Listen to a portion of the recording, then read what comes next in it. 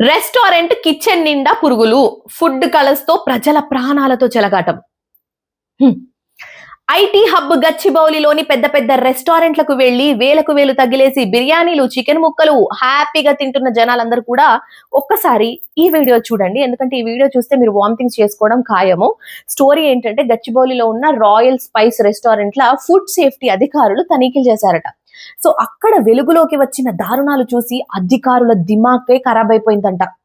ఏంటంటే ఆ hotel kitchen లోపలికి వెళ్లి చూస్తే వండే ఆహార పదార్థాల పక్కనే పురుగులు, దోమలు, ఈగలు అన్ని కూడా కొట్టుమిట్టాడుతున్నాయంట. ఎక్కడ చూసినా కూడా మూతలు లేని చెత్త డబ్బాలతో ఏరియా మొత్తం దారుణంగా కలుషితమైపోయింది. ఇక గిన్నెలు కడిగే వాష్ ఏరియా, వండే కిచెన్, జనాలు కూర్చొని తినే డైనింగ్ ప్రాంతాల్లో ఎటు చూసినా కుళ్ళిపోయిన ఆహార వ్యర్థాలు, మురికి నీరు నిలువ ఉండి నరకంలా తయారైంది. ఆ హోటల్ గోడలు, కిటికీలు అపరిశుభ్రంగా ఉండడంతో పాటు కనీసం మెయింటెనెన్స్ లోపాలు ఉన్నాయని ఆఫీసర్స్ ఫుల్ ఫైర్ అయిపోయారు. వీళ్ల దారుణాలు ఇంతటితో ఆగలేదు.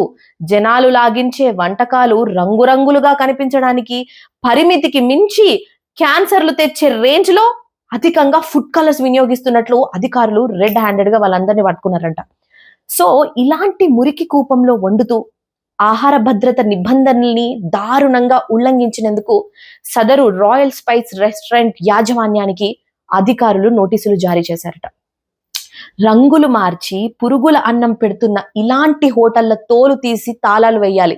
మరి దీనికి మీరేమంటారు? ఎందుకంటే కొంచెం హైజీన్ మెయింటైన్ చేయండి, హోమ్ ఫుడ్ తింటే బాగుంటుంది అని నా ఒపీనియన్. దీనికి మీరేమంటారో కామెంట్ చేయండి.